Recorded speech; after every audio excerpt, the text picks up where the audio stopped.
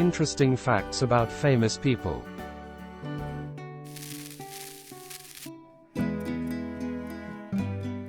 Style and westerns.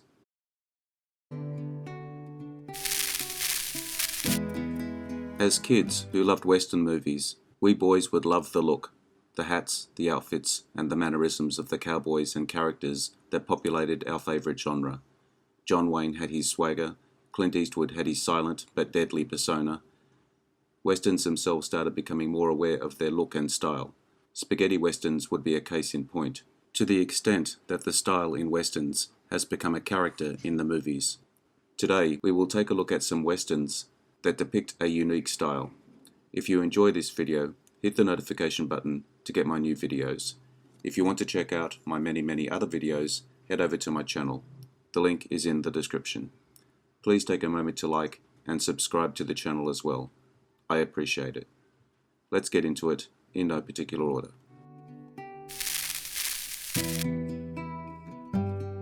Django, 1966. Director Sergio Corbucci. This masterpiece not only redefined what could be done in westerns, and did so with such a level of violence and style that it remains unmatched to this day, showing audiences how great westerns could be made outside of the US, also offering a story that was completely different to the typical films of its genre. Django has gone on to become one of the most cult-like, influential films in westerns. The gunfights are over the top. The main character is stoic and unbeatable. Everything looks like it's covered in a layer of grit.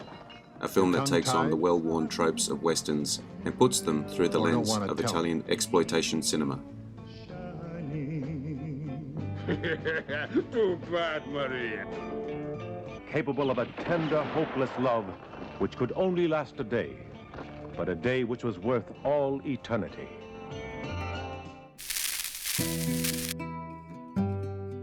The Good, the Bad, and the Ugly, 1966, directed by Sergio Leone. Likely the most influential Western film of all time. Leone's final entry in his Man with No Name trilogy drove the genre to new heights, and renewed interest in it internationally. Gone were the safe, corny westerns of times past. A new animal was in town. It was violent, tenacious, earnest, and Italian. The Good, the Bad, and the Ugly remains fresh and exhilarating, even after many views. Perfectly paced epic that manages to excite and intrigue. Established cinematic techniques that inspire generations of filmmakers. Still one of the best. There are two kinds of spurs, my friend. Those that come in by the door, those that come in by the window. Take off that piece.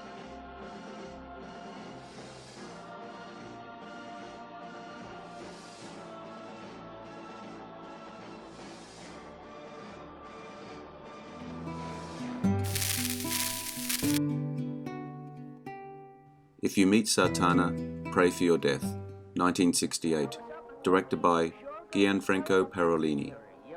Following Sergio Leone and Sergio Corbucci, Italian filmmakers began to develop the spaghetti western genre after the huge success of Italian-made westerns internationally. The most successful film of these is without doubt Gianfranco Parolini's first Sartana picture. Brutal and unwavering, this movie is one of the most exciting rides through the growing genre. While the Man with No Name trope would eventually be done to death in later years, it still feels new and fun in this movie. The lead character is one of the most iconic protagonists in Western genre history. You look just like a scarecrow. I am your pallbearer.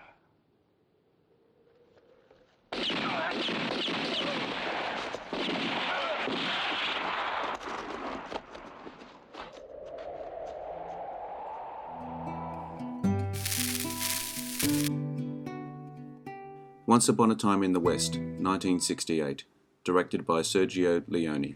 Not content with creating just one defining Western, Leone made 5. None would be as celebrated as Once Upon a Time in the West, the zenith of everything Leone had learned and created over his career, an unequivocal classic. Once Upon a Time in the West isn't just thought the best Western film. Many debate it's the greatest film of all time, something that's difficult to argue, holding audiences' attention with its iron grip. an essential watch for fans of the Western genre, or indeed, cinema in general. Better than anyone. You killed him. Who are you? Who are you? Frank!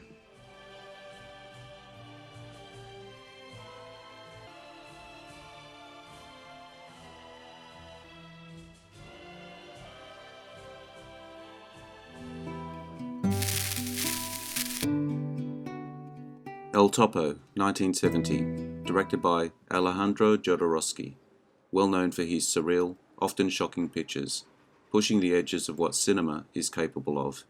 In Jodorowsky's first Western, El Topo, mixing psychedelia with the Western genre and producing something completely unique, unlike anything seen before or since. Its creativity and influence cannot be disputed. A remarkable piece of cinema. It broke ground and paved the way for a whole movement of creative filmmakers.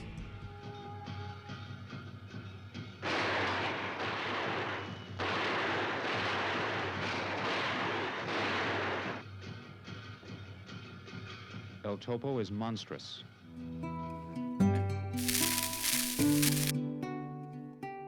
Annie Calder, 1971, directed by Burt Kennedy. Not the first Western with a female protagonist.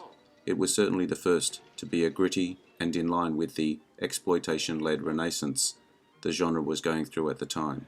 A defining performance from Raquel Welch, an underrated gem. A tough, brutal revenge Western. Annie Calder was an influence on Quentin Tarantino's Kill Bill movies, adding to the continuation of a new feel of Western cinema, as well as women on screen. Hid from the rest of you. Come on, sugar. I said move your...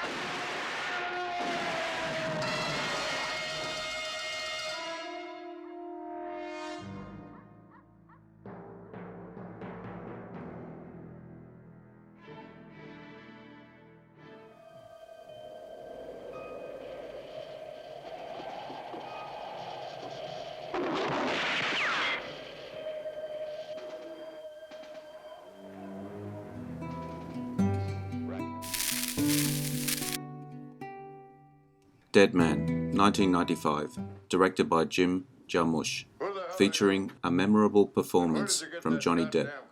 Dead Man is a psychedelic Western fever dream that keeps audiences gripped from the beginning to end, with beautiful cinematography and an eerie feeling throughout, as bizarre as it is groundbreaking. A cornerstone for both Jim and Johnny's careers. This film needs to be seen to be appreciated. Watching Dead Man, it's easy to see why both Jarmusch and Depp have continued to be highly regarded.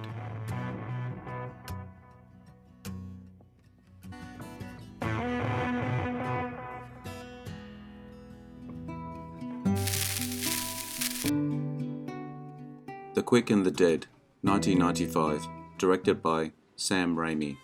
A highly energetic comic book-esque movie that grabs viewers. A fast-paced action-adventure that focuses on the live-or-die world of a Western dueling competition, guaranteed to have audiences on the edge of their seats.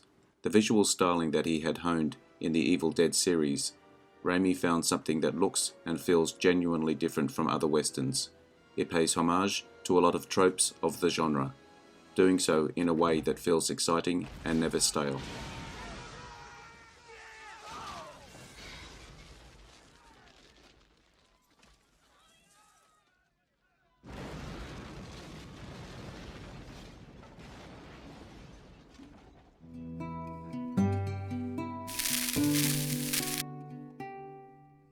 Sukiyaki Western Django, 2007, directed by Takashi Miike. This Western features all the crazy, excessive explosive action that we have come to expect. Also a homage to the genre, an impressive ensemble cast, including Quentin Tarantino. A fun, often weird romp seen through the eyes of this Japanese filmmaker. Not many directors are as unique as Miike, making something as out there as Sukiyaki Western Django. Not like any other Western that you'll see. It's worth checking out if you're looking for something unique. In spring.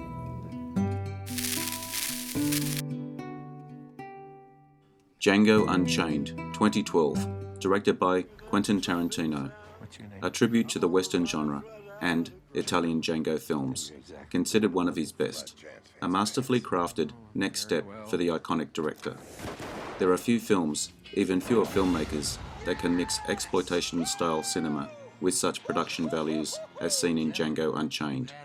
We were treated to a slice of cinema that manages to portray the best elements of all Tarantino's favourite Western movies, and yet still feel special and unique. I like the way you die, boy. He is a rambunctious sword, ain't he?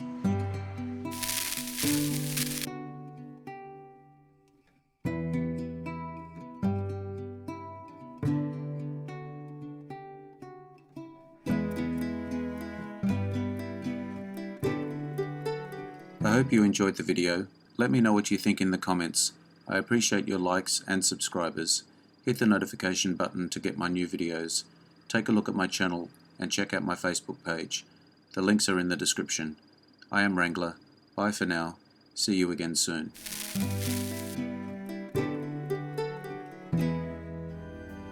Interesting facts about famous people.